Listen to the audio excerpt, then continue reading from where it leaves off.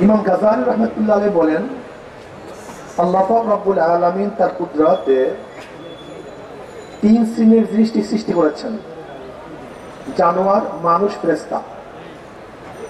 আল্লাহ পাক জানোয়ার মধ্যে প্রবৃত্তি দান করছেন, চাহিদা দান করছেন, আকল নেই, জ্ঞান নেই। আল্লাহ পাক ফেরেশতাদেরকে জ্ঞান দান করছেন, কিন্তু তাদের মধ্যে চাহিদা নেই। উভয় সমন্বয় মানুষ। আল্লাহ পাক তাদেরকে চাহিদাও দান করছেন, জ্ঞানও দান করছেন। যেরকম পশুর খাদ্যের চাহিদা আছে, কিন্তু কোনটা খাওয়া উচিত কোনটা খাওয়া উচিত না, এই বিবেক তাদের মধ্যে নেই। ফেরেশতাদের মধ্যে খাওয়ারই চাহিদা নেই, শুধু আছে বিবেক। কিন্তু আল্লাহ পাক মানুষ সৃষ্টি করেছেন যাদের মধ্যে খাওয়ারও চাহিদা আছে, বিবেক বুদ্ধিও আছে, এটা খাওয়া উচিত কি উচিত না। যৌন চাহিদা আছে, জানোয়ারের বিবেক নেই। এই রাস্তার মধ্যে, ঘাটের মধ্যে, এই বাজারের মধ্যে এটি আমার মা না খালা না ফুফি, এই পার্থক্য করার ক্ষমতা জানোয়ারের নেই, কিন্তু শুধু যৌন চাহিদা আছে। কিন্তু মানুষের মধ্যে আল্লাহ পাক যৌন চাহিদা দিচ্ছেন, আবার বিবেকও দিয়েছেন।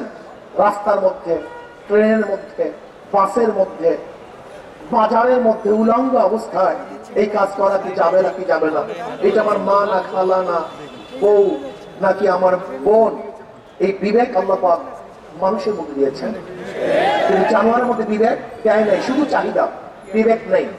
আর ফেরেশতাদের মধ্যে শুধু বিবেক, চাহিদা নেই, উভয় সমন্বয় মানুষ।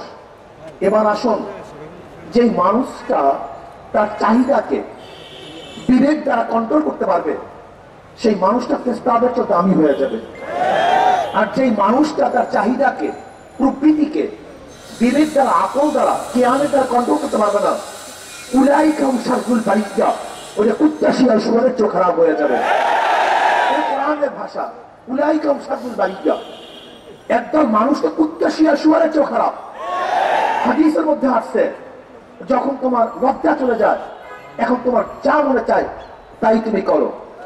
এর জন্য দেখবেন আমাদের ছোট বাচ্চাদেরকে সপ্তম অষ্টম শ্রেণীর বইয়ের কাভারের মধ্যে যে মেয়েদের ছবিগুলি দেওয়া হয়, হাফ প্যান্ট পরা, আমাদের বাচ্চাদেরকে আজকে সহশিক্ষার মাধ্যমে, আজকে ব্যায়ামের মাধ্যমে, শরীরচর্চার মাধ্যমে, স্পোর্টসের মাধ্যমে প্রথমেই তাদের লজ্জা উঠিয়ে দেওয়ার ব্যবস্থা করা হয়েছে।